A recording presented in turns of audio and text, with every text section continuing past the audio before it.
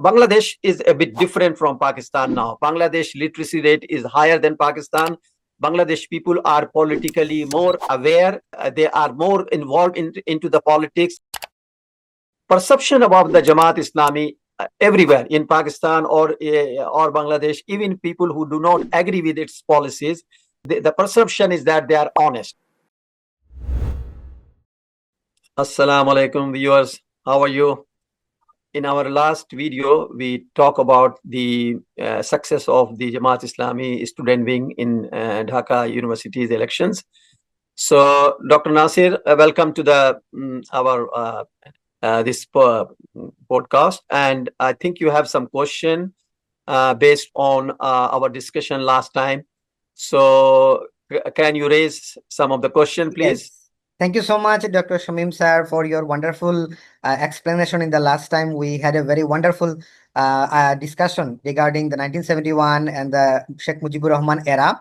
Now, as you know, sir, last 15 years in Bangladesh, there was so many things happen. One of the things that was, Awami League government tried to uproot the Jamaat-e-Islami from Bangladesh. In the last 15 years, people don't find that they can talk about Jamaat-e-Islami. If they talk about Jamaat-e-Islami, they were arrested. That was the situation in last 15 years. But now, the public university students, especially Dhaka University, Jahangirnagar University, and these universities are very crucial because they are the center of the country and they made all the big movement from their own campuses, so that their decision may make more sense to all over the countries.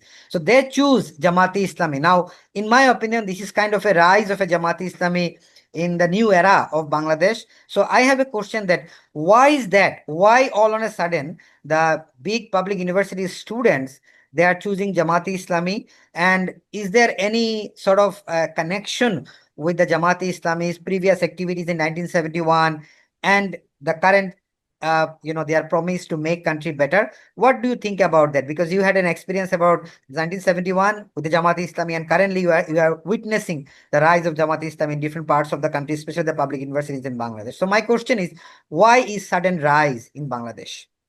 I don't think it is a sudden rise. I think it's slowly Jamaat-Islami has been able to re-establish it in Bangladesh and made itself relevant.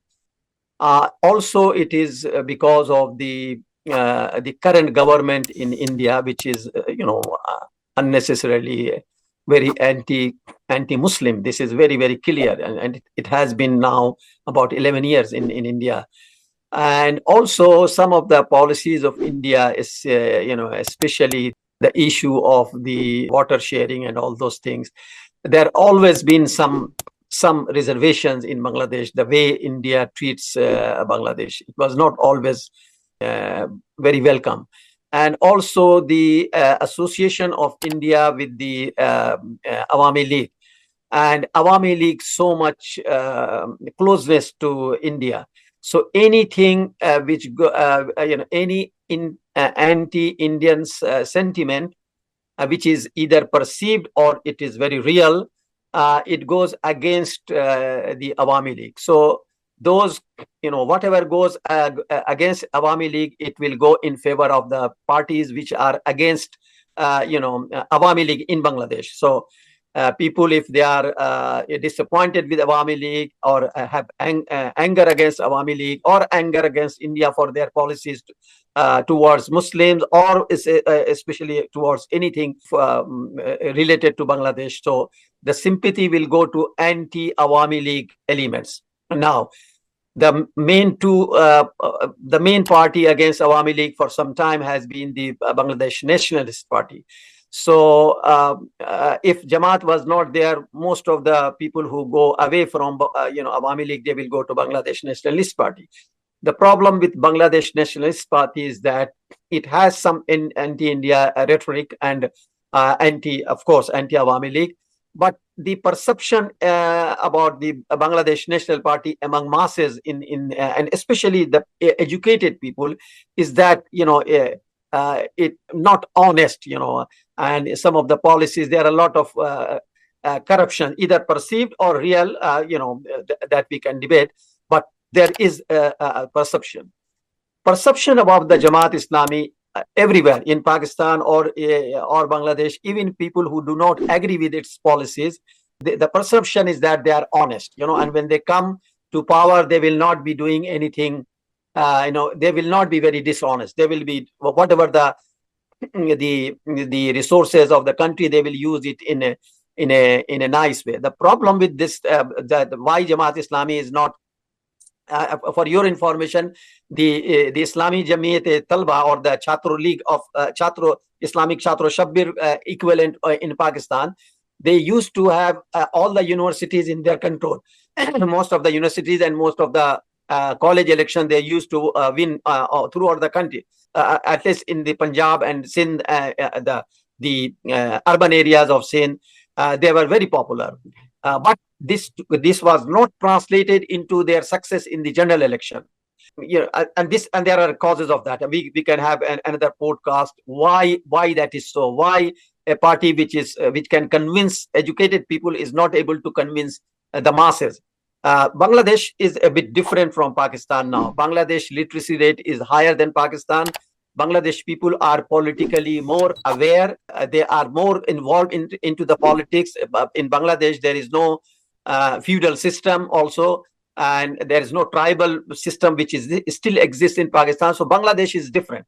So Bangladesh, because of higher education and because of not having any tribal system or feudal system, there are more chances that the popularity of the Islamic Chatro Shabbir will be translated into the election success in the general election.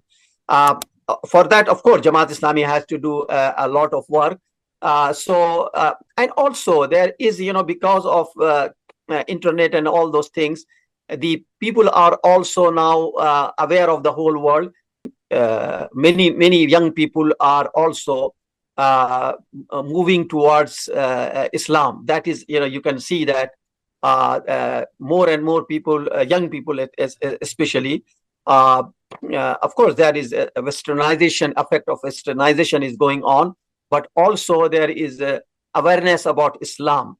And even people who go in the West, people from Bangladesh, those who go into the West, and not necessarily they become more westernized, but they can see the value of the importance of the Islamic value. So they become also, many of them move towards Islam. So there is a general rise in the, because of the West policies against Muslims, and there are hypocrisy and all those things. So there is a general trend in the people moving towards Islam, especially the young people. So all these things are going in favor of Jamaat-e-Islami. Also, any hatred against Awami League, because Awami League, the main victim of the Awami League was from the very beginning was Jamaat-e-Islami. Their leaders were hanged, they were prosecuted. So there is a sympathy element. So anything favor in Islam will go to Jamaat-e-Islami. Anything anti-Awami League will go to Jamaat-e-Islami. Anything anti-India will go to Jamaat. Of course, part of it will go to the BNP. But because the BNP, the record of honesty is not that good, so many people see that is the same kind of, Awami League is not very far from Awami League. So all those people thinking like that, they will move towards Jamaat-e-Islami, and they want to, because Jamaat-e-Islami has never been in power. So maybe there is a hope that Jamaat-e-Islami, when come to the power, will be able to do much better. There will be less corruption, and also they will work for the betterment of the masses. Whether Jamaat-e-Islami will be able to do that or not, that is a big question. So at this point, we don't know what is the they might have a program, but we don't know what is an Islamic, modern Islamic party, what program it has, what economic program it has. Many people think that, okay, this Islamic party, they are good in Islam and preaching Islam, but how can they handle a modern economy or a modern polity? So there are a question on that. So Jamaat-e-Islami had to do a lot of work, and we can do different in another podcast in which we will look at what need to be done by Jamaat-e-Islami if it wants to be very successful after winning the election. If they win the election, I'm not saying that Jamaat-e-Islami will necessarily win the election.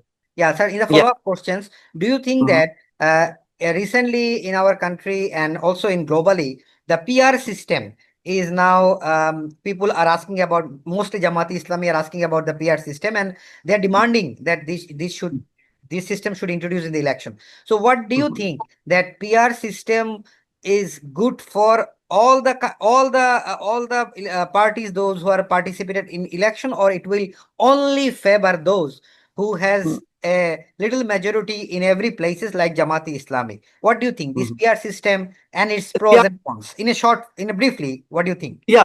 In my view, people, yeah, any country which has several parties, not only two parties but many parties, even if three parties, then it PR system makes some much more sense, because it's close to a real democracy. Because what happened is that if Jamaat Islami, suppose in every constituency gets 10% vote, and BNP in every constituency gets around 15% vote, so BNP will be successful in many places. Jamaat Islami may not be getting any, theoretically will not get any seat, because in this non-PR system, in the current system, if there are 10 candidates and each candidates get, some gets 8% vote, 9%, anyone who gets 11%, and that is the highest, that 11% will become the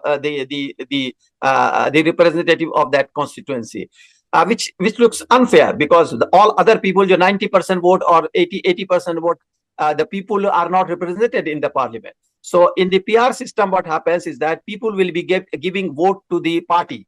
So people, whatever, 10 million people or 15 million people, they will be voting for different parties, and each party will have a list of candidates, number one, number two, number three, number two, four. So Jamaat Islami will have 300 names.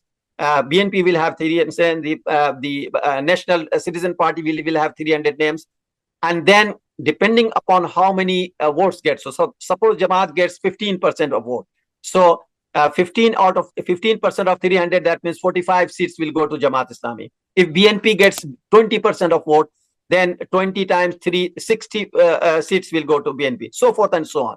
So even if a party has a very not very popular, but it has people supporting it in every constituency, and support it gets 2% vote, all are 2% vote, so it will get 2 times 3, that means 300 seats, it will get 6.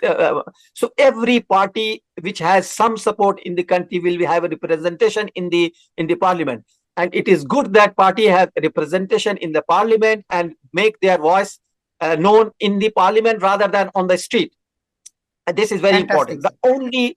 only negative side is that what happens is that maybe no party will have a majority. So the largest party will then try to get the support of the smaller party, and the smaller party may be some extremist or something, and they may be dictating to want to achieve more and more. So that is the only negative side. But in my view, it is good to have that, so that everybody is in the parliament, that rather than some people are on the street and some people are in the parliament. Very good, sir. Excellent explanation, sir. Because nowadays people are looking for this type of explanation, and we couldn't find a good explanation like this. Thank you so much, sir. One last small question, sir. We are going to discuss this in later on in the next video. But just to introduce this idea that nowadays the current interim government and the parties in Bangladesh are more closer to Pakistan. Recently, Pakistan is a strategically important country, and after so many years, I think 56 years after our liberation war, now Pakistan become closer, more closer than before. Now, what do you think in the future of the Bangladesh-Pakistan relationship? Will that make any big changes in the coming years when there is you know that the party who is going to win the election, either way, Jamaat-e-Islami or BNP, they are not pro-Indian support government. So what do you think about the future of the strategic alliance in the subcontinent with the Pakistan-Bangladesh? Yeah, so Bangladesh was created because people were angry with Pakistan. Okay, the West Pakistan at that time. Yes, sir. And India, for its own reason, supported the liberation movement of Bangladesh. So there was a natural sympathy for India and anger against Pakistan. Now things have changed because India, did not do as they should have done as a neighboring country, and very sympathetic and all those things. So it was always looking at its own interest, not that much of Bangladesh. And Awami League was seen as collaborating, too much collaboration with India. I mean, Bangladeshi people would like to have some collaboration with India because it's neighbor. It's and you cannot fight with a neighbor. But they didn't want any hegemony of another country. So if people are becoming more anti-Indian or anti-Awami League, then naturally the sympathy will go, part of the sympathy, because India and Pakistan are arch rival, so it will go, naturally it will go there. It took time because of the memories of 1971, for which mostly it is Pakistan to be blamed. Okay, so now because Pakistan is not present, and it has been now 50 years, and the new generation has come, and it may not have the same memory as the old one. So, as time passes, people forget about some of the things, so and then again it depends upon Pakistan, how Pakistan, making an apology for 1971. They should not have made a big issue. Straightforward, they can come and say that we are sorry what happened at that time, and we'll try, forget about the past. Let us have a good relation. So a lot of will depend upon Pakistan as well, how they go ahead in the future. Yes, sir. So I think, sir, Yeah. sir, the concept of the relationship and the future of the Bangladesh-Pakistan diplomatic, time will say what will happen, as you said. And I'm hoping that this will be more closer than even before. And Yeah. because of the strategic alliance in the future, we need something, as you know, that the world needs a balance in the place of regional strength and position. So Bangladesh is not outside of this idea. So they need to be in the position with some country which are more diplomatically reliable and also trustworthy in the relationship. Yeah. So, sir, And last thing, maybe we'll do another podcast on that. Yes, sir. That we should also look at this, the people in India who are in favor of good neighborly relation with and they are not like, they don't support Modi on this one. Yes, so that need can to be be good. that can be a very interesting Yeah, one. yeah, That, yeah. inshallah, sir, we will discuss that one.